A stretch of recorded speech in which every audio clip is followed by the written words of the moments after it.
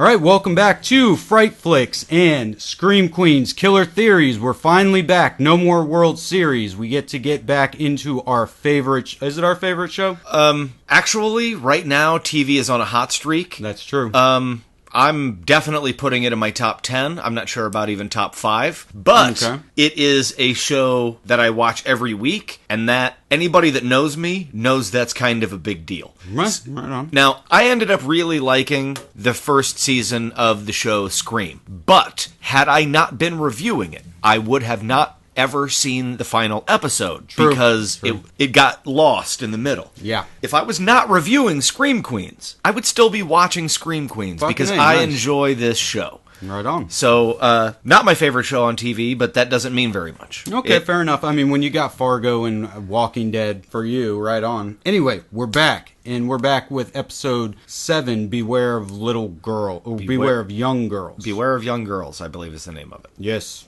So, 2 weeks ago, they had one of the, if not the, best episode they've done. Arguably, yep. Arguably. Like, I thought it was my favorite episode so far because I thought it was the funniest. Mm-hmm. Yours is still Chainsaw, but you would agree this was hot. It was hot on its heels. Yup. And then we took a little bit of a break. So, for me personally, I came into this episode with heightened expectations, which were definitely not met. This was the first, true example of a filler episode. Yeah. An island episode. It was standalone, and it didn't work that well. Some elements did. This was just one of those episodes of Scream Queens that didn't, when it went to credits, normally I'm like, that was great, I can't wait to see next week. Right. I did not say that this week. Yeah. And this week it had that feeling that it's like, oh, great, now we have to wait 2 weeks for the next Scream Queens episode because we didn't actually get a Scream Queens episode this week, which is fine. It brought around a question for me. I call them island episodes. I'm not even sure where I got the term. In Lost, they would have episodes that went away from the main group and would focus on survivors you hadn't met before or whatever. It was the Whatever in Pablo episodes type stuff. Yeah, whatever her name was. Yeah. TV does this. Do you know why TV bothered? Because you've pointed out, you can kind of pick how many episodes you get. Why would someone do an island episode, do you think? If you're CSI or Law and Order, you're mostly island episodes. Right. For a show like Scream Queens, I don't know why you would have a filler episode. Maybe it's just because, what are they doing, 13, 15? 13. There's probably some sort of financial remunerative sort of aspect to it, like if you give a certain number of... Maybe it's that. Or maybe they were confident that they had enough for everything, but then after they inked the deal, then they get into the nuts and bolts of breaking everything down to the weeklies, and they're like, well, you know what, maybe it's a little thinner than we thought. Let's go in and pump in some backstory that nobody wanted. Okay. Yeah, and I mean, that's just speculation. Yeah, I have some speculation why I think creatively it was done. And for the most part, I would say that it was basically, because it was written by Ryan Murphy solo, as far as credited. And I think it was his episode to really just, fuck with everybody. It really felt like it gave you a whole lot of, clues, a whole lot of craziness, a whole lot of, what's going to go with it? A whole lot of detective work, killer theories, trying to figure... And then it gives you the killer. It has really overtly silly clues and resolutions that make no sense whatsoever. And it throws as many, false trails of just fucking with the audience to be basically, it's like Ryan Murphy sitting back and be like, have fun analyzing this one. I have a feeling, and I'll point out some specifics, but most of what seemed like it was pivotal, no, this is an island episode. We probably got some clues, but for the most part, all of this stuff that seems like it's pivotal was just him fucking with us. There is only one thing from this episode that I feel will be pivotal, and I think it was done so ham-handedly that maybe it's a red herring. Unintended. But, baloney-handedly. But in the asylum, it was obvious enough when the old lady once says, I paint them all. Everyone who... But then, 5 minutes later, she steps up to the camera and repeats the line again. So, the most obvious choice would be, at a pivotal moment later on, they find a painting of hers that depicts whoever the bad guy is in the asylum. Right. But... because that's so obvious, it may be that one of her paintings proves somebody is not the killer. One way or the other, though, I feel that was, I don't know, he got a note. Like, oh, dude, it's your show. You can write whatever you want. But we really need you to set up this old lady who paints in the asylum. Right. And he was like, oh, okay, I'll do it. And he just jammed it in there, and it really stood out. Right. Well, that was... or were you finished with your... It pretty much, yeah. Well, that was one of the big things that stood out to me, other than the bologna sandwich, which I seriously, that was so overt that I'm going to start calling False Trails the bologna sandwich. Like, that's the new Jump the Shark. That I thought that was one of those ones where I was like, oh, okay, he totally is fucking with us, because it's like, oh, trying to throw out that identity, like the trails that lead to all these twist endings and stuff. So people thought he was going to trick people like me, you, who are like overanalyze everything to be like, oh my god, it's going to turn out that, you know, this is all Grace's, you know, she's in the mental institution, you know, it's like laying just so much fucking bullshit groundwork. But then I thought about that one specifically later, because it was just so big, and I'm like, what's the deal with that picture that she shows that has Grace and Pete on it? And I was like, okay, let's take that one bit seriously. And it's like, Grace even says, wow, you painted that really fast, so it totally could just be the joke that I'm talking about. Okay, let's take it literal. That's not a painting of Grace and Pete, that's painting of Grace's mother and Pete's father, who are both in the asylum. Now, I don't know how Pete's dad mixes in. We don't know enough yet, but the fact that other than the fact that he used to allegedly stalk Chanel, we really don't know anything about Pete. Exactly. And I wonder how much he knows about himself. I'll have to go back and research that. But it's like, and this episode made a point to point out, like, oh, we can start making out again because we made out once. Now we haven't made out for a long time. Let's make out again. Something stops them that they could be brother and sister. You know what? That's interesting. That hadn't occurred to me. What had occurred to me, which I considered a flaw of the show, was that in those scenes, they have no chemistry. Right. Like, it is flat. Luke and Leia had more romantic chemistry than these two. Yup. Although that is subsection, something that I wanted to bring up. We got no Pete in the last episode. Right. This week he comes back. As much as I loved it the first time around, the fact that he wheeled out the Matthew McConaughey impression 2 more times this episode, the second time, the first time this episode, with Grace. He did, yeah, I mean, he did McConaughey later in the same scene after going back to his own voice. He does another McConaughey. And it occurred to me after that Pete is, without question, my least favorite part of Scream Queens. He's my least favorite character, and I'm not going to target the actor for this, but I will say that he's not helping his own case. The character is weak.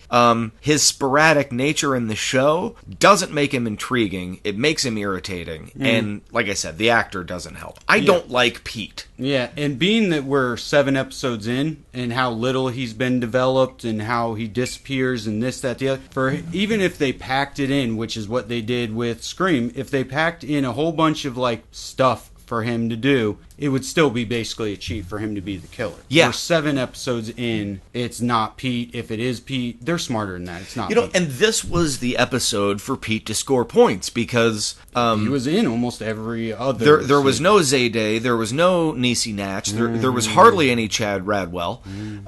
A lot of my favorite characters were sort of on the bench, but all the Chanels stepped up. It was a go nowhere, like really silly B plot that the Chanels had, but I will say that those 4 actresses made the most of their screen time. And the chemistry in the Chanels was as good or better than it ever has been on this show. Right. They finally found their stride with the Chanels for me.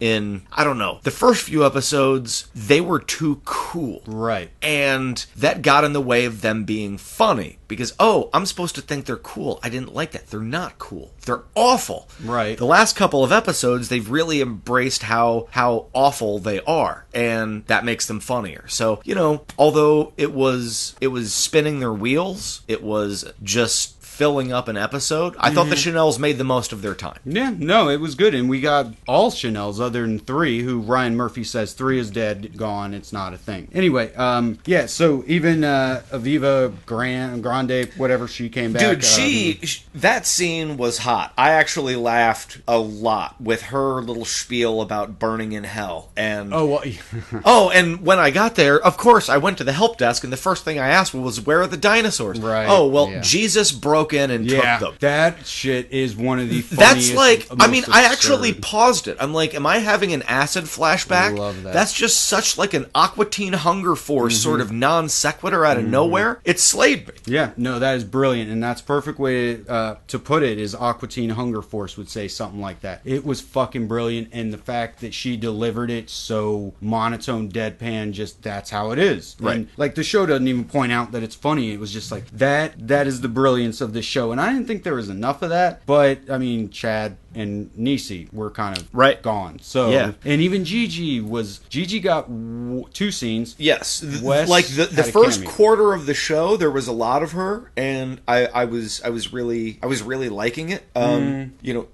Something that I want to discuss in Killer Theories is her phone call. She was talking to one of the Red Devils, Right. on the phone, and based on that phone call, other than Gigi, there are definitely 2 other people involved, Right. Because she said at one point, "You guys." Right. That doesn't mean 2 males. It could mean 2.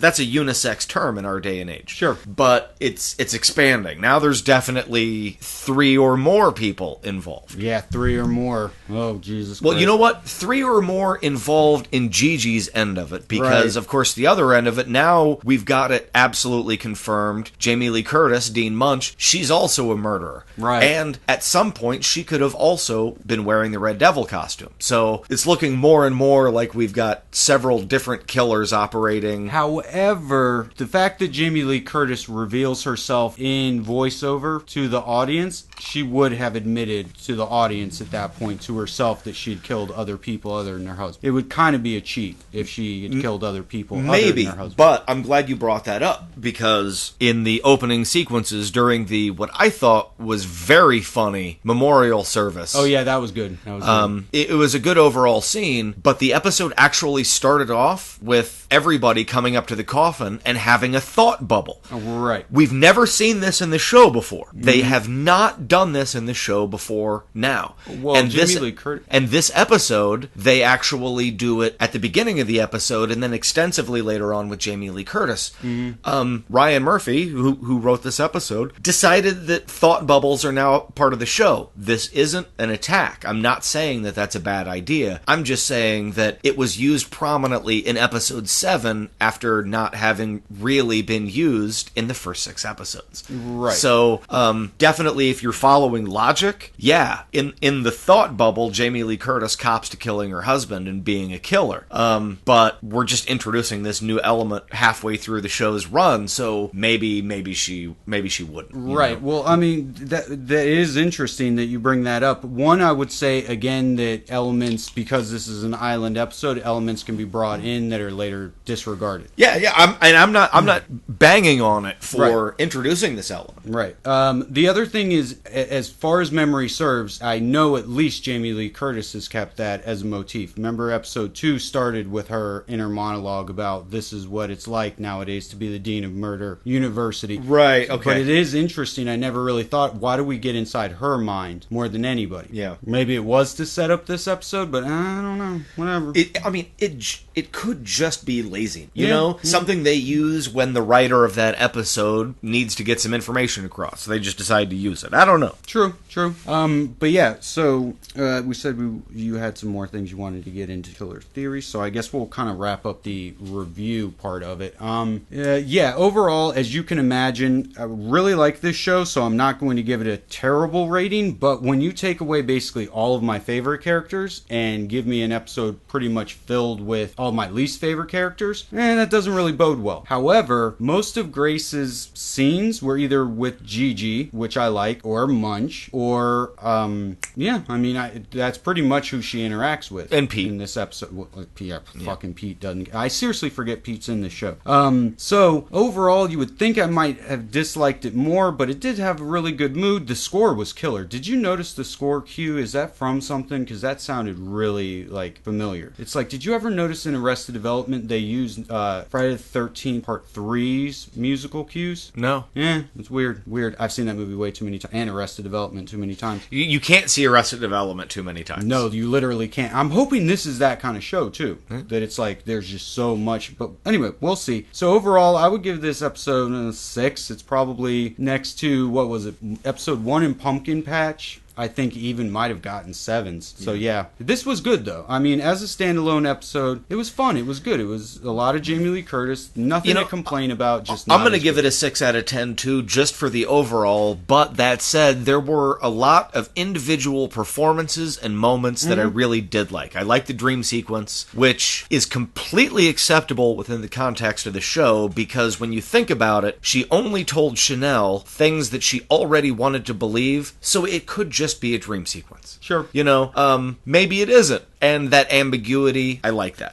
And this was also I'll get into the, every week I like to pick an MVP. Right. Finally, Jamie Lee Curtis got an episode to, really shine. And I might not have particularly liked all the writing for the episode, but she is giving it her goddamn all with Dean Munch. And particularly with an episode like this, where the writing is off, right? She held it together.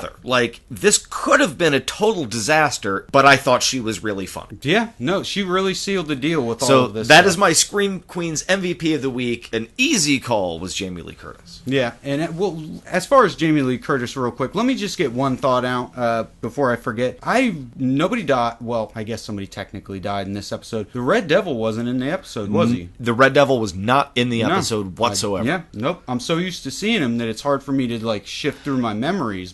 Other than a couple of scenes, really took a break from everything that was going on. Yeah, but there are killer theories in some of these. They put legitimate episode specific stuff. Yeah, in a couple of scenes, most notably. So yeah, 6 out of 10 from both of us. One of the weaker episodes of Scream Queens, but as I said, still good, still better than average. Yeah, better than average, because this is, I really got to give props to the cast overall. They've whittled away a lot of people, but most of the cast they have now, I like, and I think they're doing a really good job with their characters. Yeah, for the most part. With the exception, notably, of Pete. Yeah, but still, there's something about Pete. I don't know why I like Pete. I really don't know. I don't know either. If you figure it out, tell me. Yeah, exactly. No, seriously, I'll have to think about it. It must be that Matthew McConaughey impression or something. But also, one thing real quick is, as far as... Oh, yeah, another example that this was an island episode is nobody mentioned Sam. I bet you very early in the next episode, someone will mention Sam and we'll deal with it. That just never happened. It wasn't a thing at all. But yeah, 6 out of 10. We both liked it. All right, then. So, killer theories. What do you think on those? Well, I touched on it earlier, and one of probably the biggest scene for me was Gigi on the phone with a Red Devil. Right. The Red Devil, Red Devil. Like I said, she referred to, you guys getting it done. So, she's talking to somebody who has an accomplice or more than one accomplice. Now, based on the subsequent Gigi scene with Grace, we have to assume that those two are not affiliated. There was a lot of beating around the bush, though. There's a lot of stuff that gets said that could have been said another way. But no problem. I'll grant you that. That's fine. This is a killer theory, so I could be way off on it. But that was just I feel that whatever Gigi has going on with Grace's dad, Oliver Hudson, seems to be on the up and up. She's nuts, and that doesn't mean that she won't kill him anyway. Right. But I think think that she does like him, and killing Grace's dad is not on her list of objectives. Sure. Her interactions with Grace seem to be pretty straightforward. She's even messing up and like trying to cover, like, oh, I'm touched. Oh, not touched in the head, which was another poorly written scene. But it seems like those two are not affiliated, and there are so many reasons to think Grace is the killer, and she may be. But if she is, I think she's operating independently of whatever Gigi has going on. Okay. Yeah, and like I try not to get that whole thing. They say 22 Jump Street pointed it out. It's like when you get your mind set on somebody, you become blind to other stuff. So I'm completely open, and I'll read whatever, because that scene definitely would be a cheat. But also, okay, so her phone call, she specifically does say, however, you need to get rid of him. And this time she's talking about the other Red Devil. So the other Red Devil is referred to by her as a him. So at least one of them is a him. Right. Still, we got the whole Boone thing. Yeah, which, I mean, from the beginning, I've that. sort of assumed, I don't know if that was your assumption as well, that, like, Boone is one of the Red Devils. Right. Not the primary one, I guess, but just with how they set it up, he has to be affiliated with them. So maybe she was talking about Boone. Yeah, and like I said, Boone was a really smart thing, because you'll always have Boone. So we're fucked until we figure out this whole Boone thing. So anyway, so she's whatever. I guess there was really nothing to that. Then the next scene, well, and she also mentioned something about having to figure out a new plan to throw the scent off of us. Which, as the episode progressed, I remember. I thought that she was referring to doing all this with Dean Munch to throw the scent off of her. But then that ended up being its own independent thing. So yeah. So somebody online actually pointed out, they were like, and I'm not poking holes in anybody's theories. It actually made me think, so I'm going to talk about it a little bit, is they were like, oh, I think it's Chad. And I'm like, oh, that's interesting. Why? And they said, oh, because when Gigi's on the phone, her tone of voice and how she's talking, she had to have been talking to Chad. And I was like, what do you mean? Like, and it was like, and I'm not poking holes in the theory. Maybe you need to explain it a little bit better to me. But basically, the thing is we cannot go around guessing at all who she was talking to, because it's a different Gigi than we've ever seen before. We don't know how she treats, and we don't know the relationship. She says, oh, a family issue. That could be flippant, or it literally could be someone in her family, whatever. But one thing that it did make me think about, well, I was like, okay, if it was Chad, it's been specifically pointed out that Chad's had sex with everybody. Everybody. Has he had sex with Gigi? That's never been pointed out. Not that has been pointed out, no.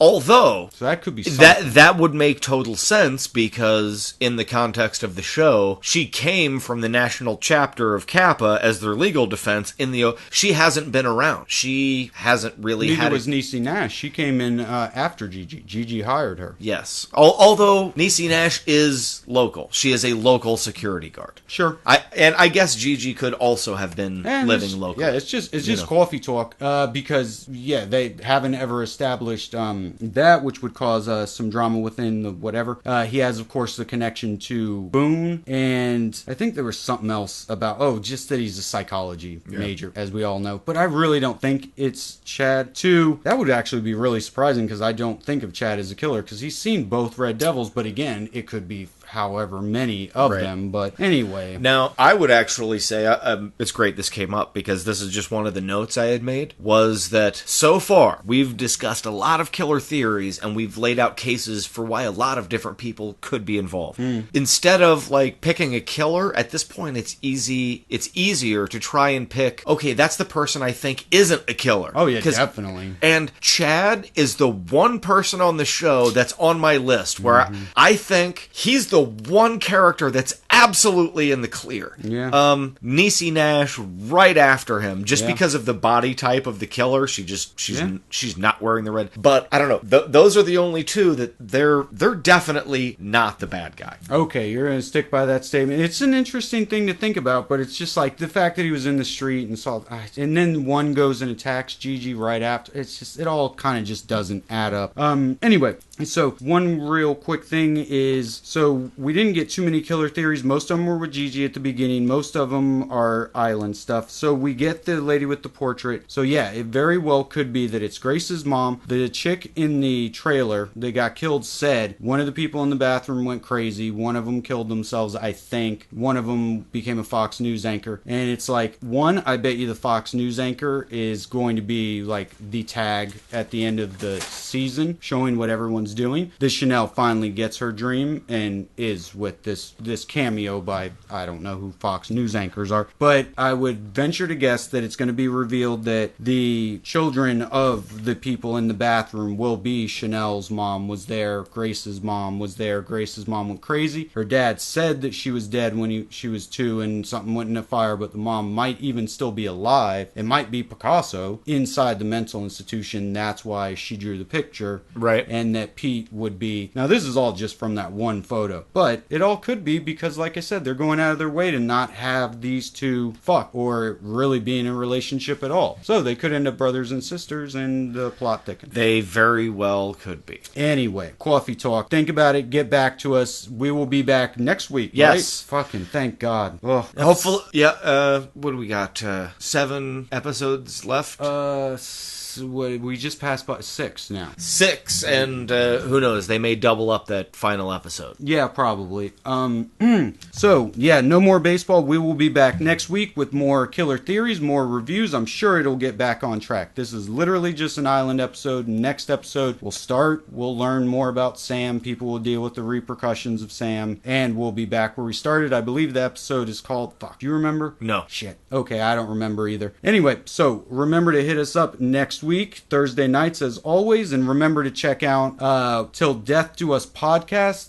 Yeah, that's what my wife and I are calling our reviews of The Walking Dead. Okay. We're both hardcore Walking Dead fans, so if you are too, or even if you're not, check out our review here on Frightflix. If you've got a favorite spooky or weird show on TV that you'd like us to be covering, just get at us through social media. We're at Frightflix on Twitter and Facebook, or you can just post a comment in response to this video. We'll get back to you. Absolutely. And we will be covering Ash vs. Evil Dead coming up soon. I am announcing it here and now. We both, well, whatever. I gave up. You didn't put up much of a fight. I made the decision, no more American Horror Story Hotel for me. Yeah, I cannot keep trying to find positive things to say about it. No, not my cup of tea. One of our commenters here on YouTube, basically, he and I discussed how if you don't have something nice to say, which I totally get, and I don't mind bashing something that I dislike. American Horror Story, it's not that I dislike it, it's just that it's not for me. Right. So instead of coming out every week and saying, I didn't like this, I didn't like this,